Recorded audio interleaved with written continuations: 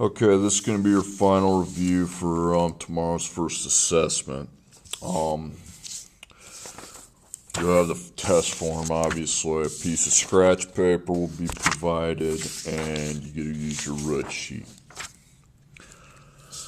Okay, so away we go. Now, if you've been gone, it's fine. You've at least caught a couple reviews in class. So here's what you do here. Your job on this first one is simply to find what exponent that is, okay? So look at your 18. Your 18 is to the first power. So we put a 1 up here, and then I look in the radical index. It's a cubed root. It's a 3, so it's 18 to the 1/3 power.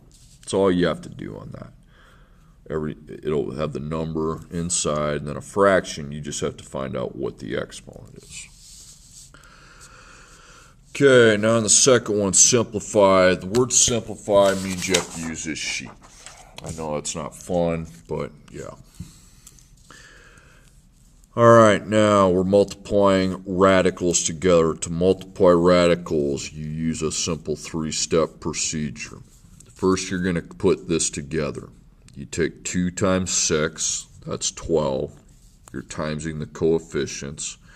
Then you make a radical with a degree of 3. They're both degree of 3s. Somebody asked me the other day, what do you do if they're different? You can't multiply them then, okay? Then you multiply 24 by 16, and that's 384.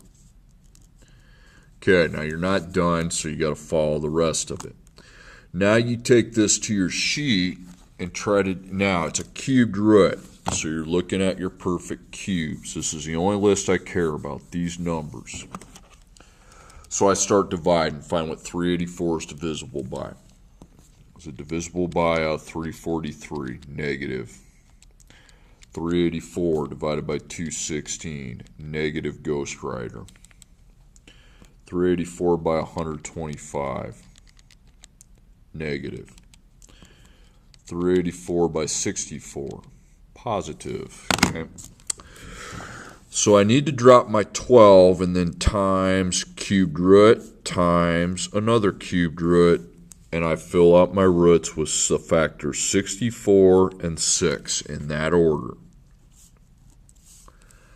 So I eliminate the cubed root of 64 because that's the one that's actually equal to an integer, and the integer it is equal to is 4. Then I multiply 12 by 4. Which is 48. So it's 48 cubed root 6.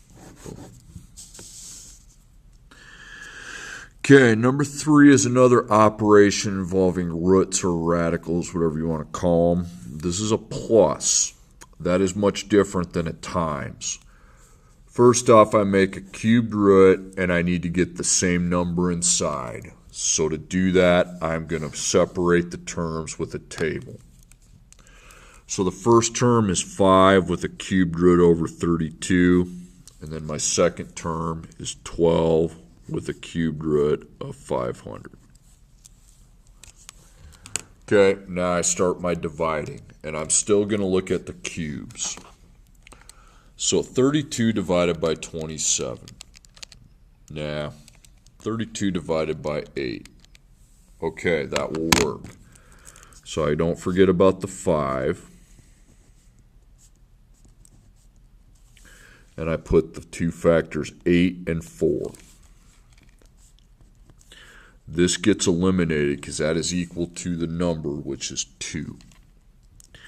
Now, you still are multiplying 5 by 2. A lot of people make the mistake of adding. No, I don't add anything till the end. I multiply 5 by 2, and that's 10 cubed root 4. Now, I'm hoping I get a cubed root with 4 under it here. Start dividing your 500 by these numbers. 500 by 343, decimal. 500 divided by 216, decimal. 500 divided by 125, cha-ching. So I have the 12 times cubed root times the second cubed root, and I put 125 and 4. Okay, 125 gets replaced with its equal of 5. Remember, we don't take 12 plus 5. We're still multiplying 12 by 5. So 12 times 5 is 60. So I have 60 cubed root 4. Now, what is inside both my cube roots? Same number, isn't it? 4. So we put a 4 there. We keep the 4, and then we add plus 10 and 60. 10 plus 60 is 70. Okay, so multiplying 1, 2, 3. Put together, break apart, put together. Adding, make your root, and you need to get a common number under the root using the simplification method.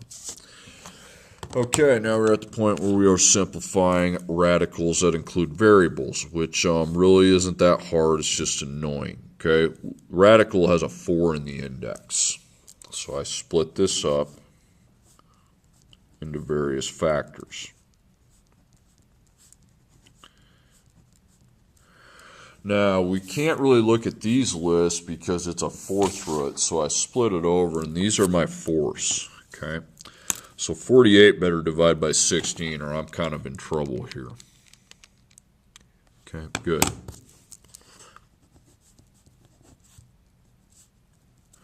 And you put 16 and 3.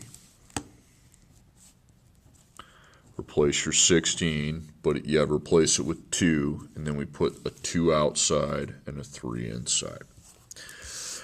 Okay, x to the 8th power, x to the 8's, x, and then just 8 of them. Now remember, all these x's are underneath a 4th root, so if I group them into 4s, okay, that's actually 2 x's, so that's 2 groups, x second, none left over. Y to the 9th.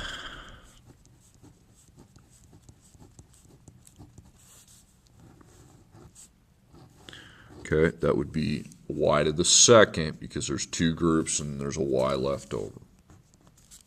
You can put y to the 1st if you want to. Okay, now we can put this aside. I'm not going to need it till I get to the graph.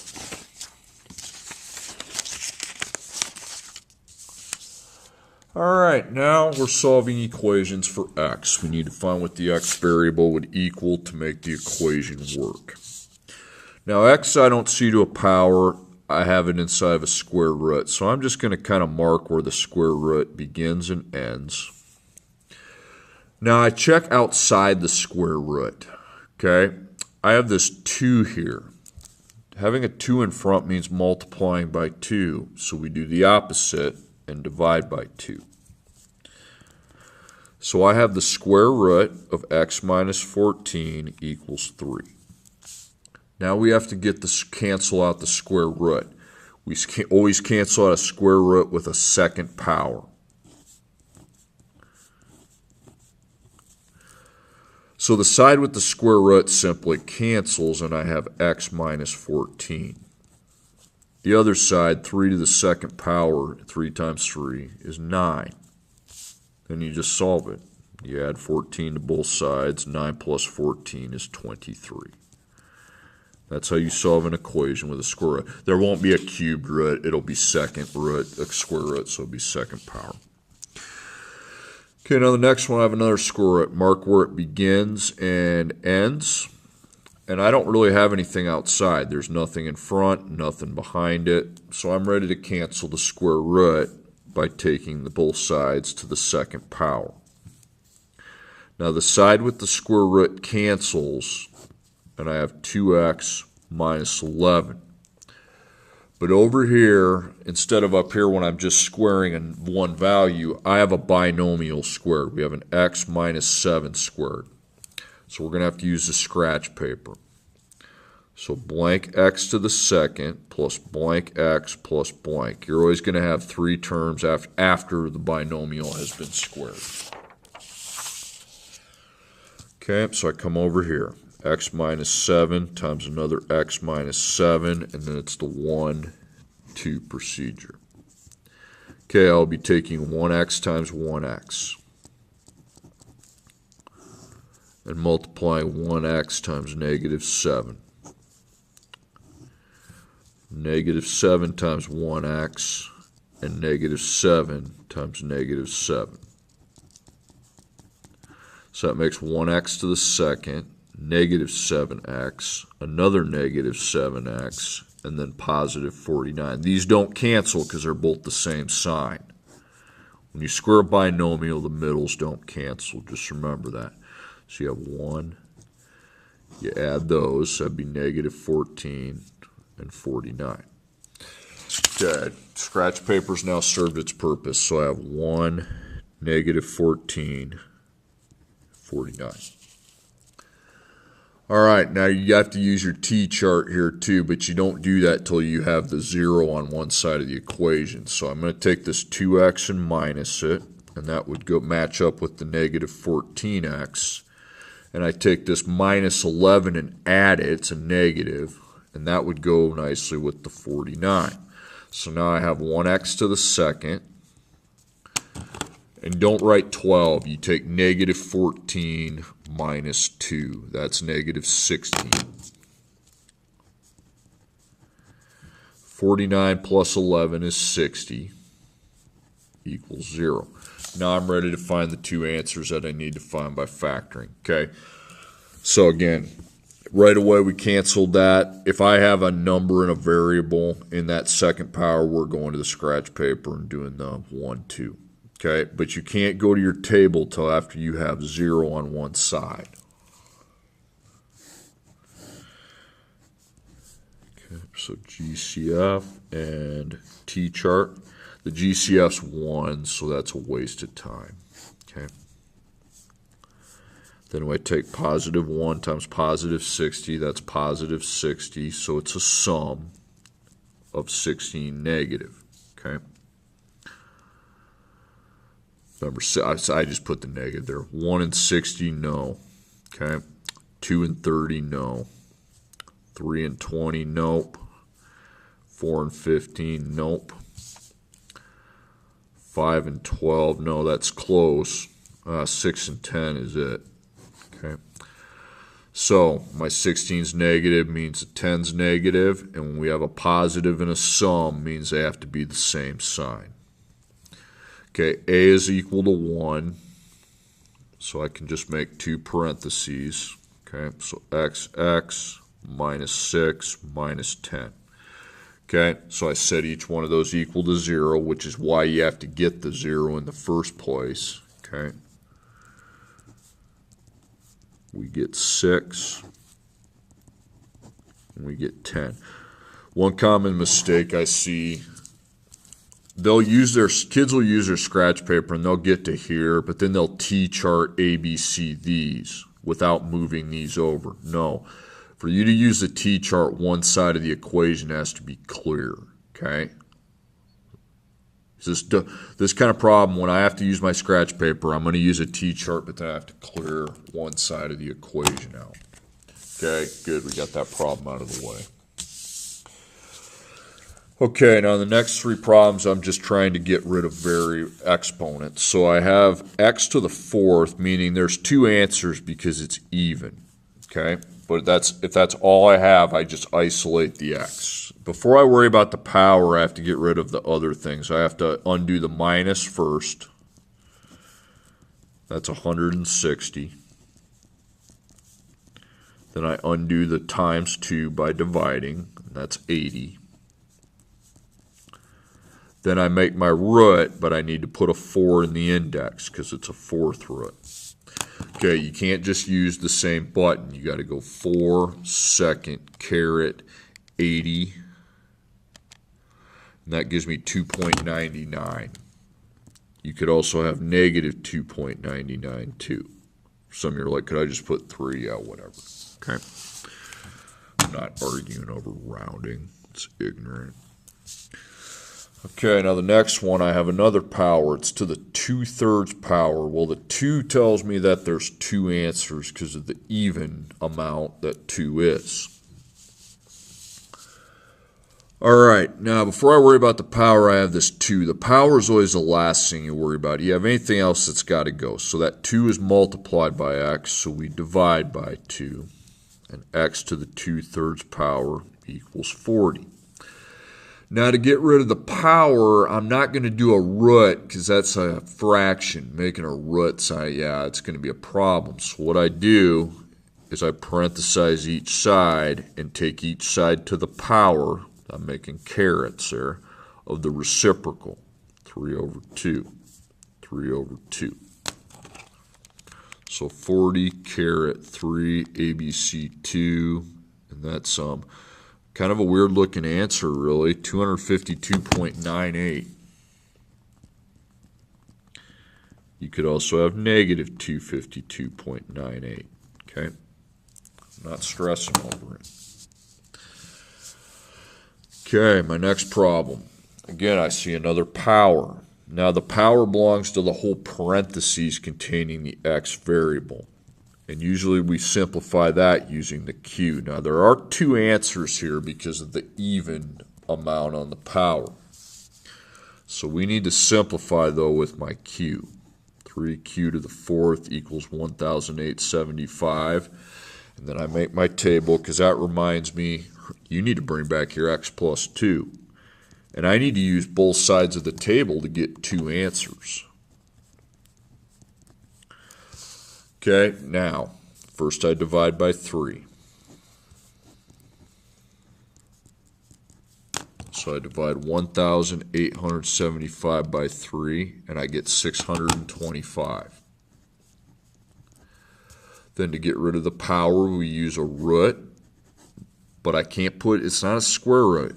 We need to match that 4 with the 4 in the index of the root. So it ends up being a 4th root, okay? So I go 4, second caret, 625. I got 5. Those aren't the answers, though. That is what you set the x equal to. Now, it makes sense that you got 625 because if you look at your 4s, or it makes sense that you got a nice round number of 5 because 625 is equal to 5. Don't use this to solve equations, but I'm just explaining how it happened. Now, negative 5 is also a possibility because if I do negative 5 times negative 5 times negative 5 times negative 5, that's positive, okay? As would positive 5 times positive 5 times positive 5. That's why the evens, you have to do both sides. So minus 2, 3 is the first answer. Negative 7 is the second. Okay.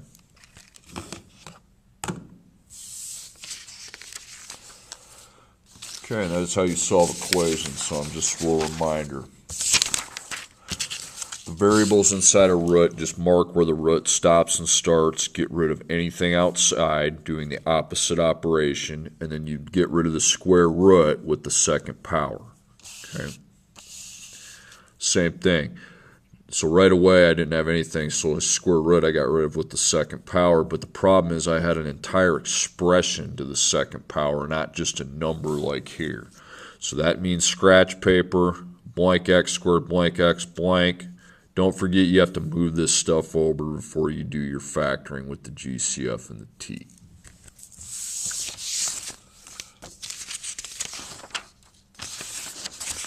Okay, now these are just simply rationalize means multiply. In this class it's going to. When I'm multiplying these darn roots together, make sure you got a number in front. That has a 2. This would need a 1.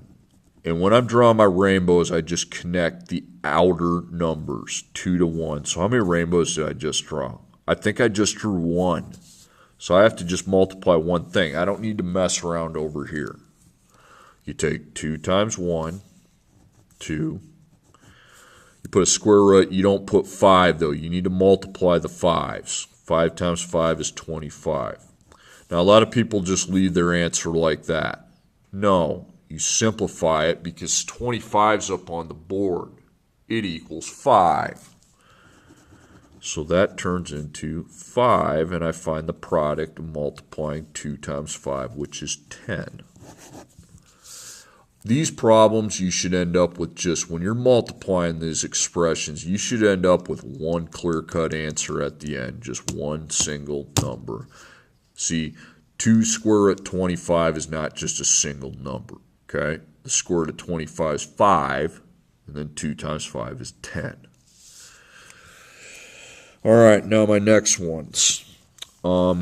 These square roots need numbers outside. 3 is not going to work because of the plus sign, so I put a 1. So that's 3 plus 1 square root of 6 times 3, and then a 1 here. Okay, you're going to have to use the workspace here for your 4 products. This is the FOIL method.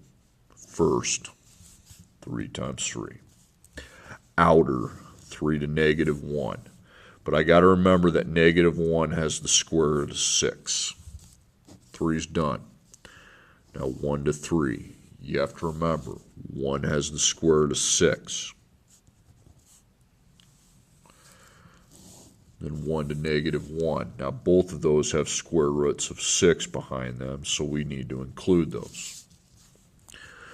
Okay, 3 times 3 is 9. That's an easy product to find. 3 times negative 1 would be negative 3, and I just connect the square root of 6 behind it. 1 times 3 is 3. I just connect the square root of 6 behind it. And right away I see that these can cancel because I have a negative and a positive of the exact same product. That's going to happen because these are conjugates, meaning they're the same thing. One is positive, one is negative. Okay, then I multiply 1 times negative 1 is negative 1. And since there are 2 square roots here, we take 6 times 6. That's 36. So that's got to go bye-bye because 36 is on the board, dude. You're like, well, what if it's not on the board? Will be, okay? Just trust me. Has to be because you're timesing a number by itself. So that's a perfect square. It's on the board. Negative 1 times 6 is negative 6. So 9 plus negative 6 is 3. So at the end, this thing equals 3. Okay, i's. I's is kind of the same principle as square root. You want to make sure each I has a coefficient, and we just connect. That's only one multiplication. You take 6 times 1, which is 6, but then we got to take I times I, which takes the I to the second power. Now, any other letter, that would be my answer, but with I has a special meaning.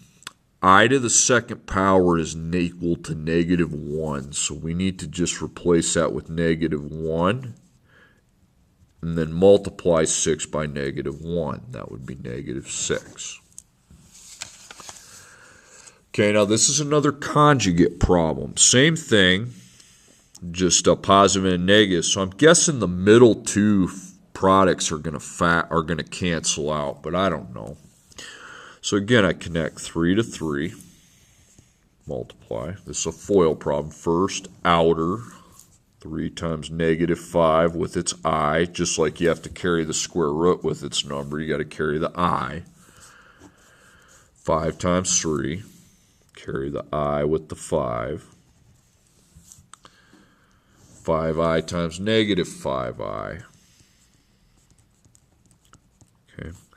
Now this is 9. This is negative 15i. This is positive 15i. So these cancel on the spot. They're the same product, just with different signs. 5 times negative 5 is negative 25 with I to the second power. But I to the second power has a special meaning. It's equivalent to negative 1. So I replace that with negative 1, and you multiply. Negative 25 times negative 1 is positive 25. Okay? And then these are like terms. We just add 9 to 25 to get my sum, which is 34.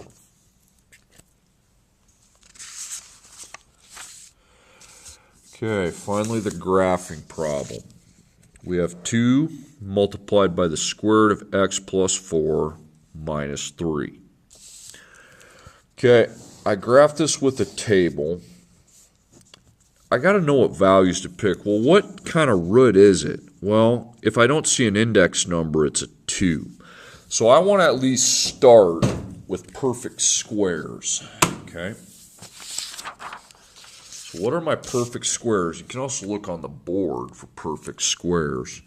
1, 4, 9. I could keep going, but I'm not gonna. I'm just gonna put 0 in the middle, work my way up. 1, 4, 9. And I could make you do 16. I could make you do 25, 36, 49. I think 149 gets the point across. Okay, then we'll make these negatives. And again, 0 is kind of my origin point, so I want to kind of block that off from anything else. Now, it's time to decide if these are actually the numbers I'm going to plug in. Well, they're not because I have an operation in the root. See, 9 plus 4 is 13. 13 is not a perfect square, okay? So I have to undo the plus 4. Now, what a lot of people will do is they'll see plus 4 and then they'll plus 4 to all these. No, you just made the problem worse, okay? It's like you're trying to get rid of a problem by making it worse. You undo the plus 4 by minusing 4. So 9 minus 4 is 5. 4 minus 4 is 0. See, now 5 plus 4 is 9, and now I'm back into perfect square happiness. Okay. 1 minus 4 is negative 3. 0 minus 4 is negative 4. Negative 1 minus 4 is negative 5. Negative 4 minus 4 is negative 8. Negative 9 minus 4 is negative 13. Okay, now I plug these into my calculator. Make sure we put a multiplication sign between the 2 and the 2 caret. Okay, so I go 2 times 2. I have to go 2 times 2 because I need to tell my calculator this is a square root. And then second caret opens the root, parentheses 5 plus 4. Close it, and then subtract 3. You have to close a parentheses so it ends the root. Okay, I got 3. Some of you mental math people, 5 and 4 is 9. The square root of 9 is 3. 3 times 2 is 6. 6 minus 3 is 3. If you didn't get that, use your calculator. Okay. Now I hit up and replace that 5 with 0, and that takes me to 1. Again, mental math people, 0 plus 4 is 4, square root of 4 is 2, 2 times 2 is 4, 4 minus 3 is 1. Now when I start putting negatives in, it has to be reset. So I go 2 times 2, second caret. Now you're wondering, why do you take that second 2? That tells my calculator I want to take the 2 times the square root. 2 times 2 second caret. Parentheses, negative 3 plus 4 minus 3. Now, some are like, well, I thought you can't put negatives in a square root. Well, it wouldn't be a negative because if I take negative 3 plus 4, that's 1. That's still positive. So it's negative 1. Same with negative 4. Negative 4 plus 4 is only 0. That won't be a negative in there. I mean, yeah, x is a negative number, but the square root doesn't contain a negative. Okay. Hit up. Then I got a domain here. That makes sense because when I put negative 5 and add 4, that's a negative. Okay. It's kind of the first time I get that. So I'm going to cross it out. Either cross it out, write error, or something that tells you. Now, I'm going to be pretty picky about how you do this on the arrows tomorrow. You can go by 1s on each axis. That won't be a problem. X's, all I have to do is go to 5, Y, 3. I want this point graph first, the negative 4, negative 3, because that's the cutoff point. So go left, 1, 2, 3, 4, down 1, 2, 3, and then write stop. Write stop, error, something, so you're not going to put an arrow on that end. The negative 3, negative 1, so I go left 3, down 1. Connect. 0, 1. I stay in the middle and go up 1. 5, 3. 1, 2, 3, 4, 5, up 1, 2, 3. And I could keep on going that way because I started with 149. I could go 16, 25, 36, 49. I mean, it goes infinitely positive, but there comes that point where you can't go negative any further. Okay, and that test will take place tomorrow. This is what to look at. It's quite a bit of information. You got the simplification, the equation solving, and the multiplying the expressions in the graph.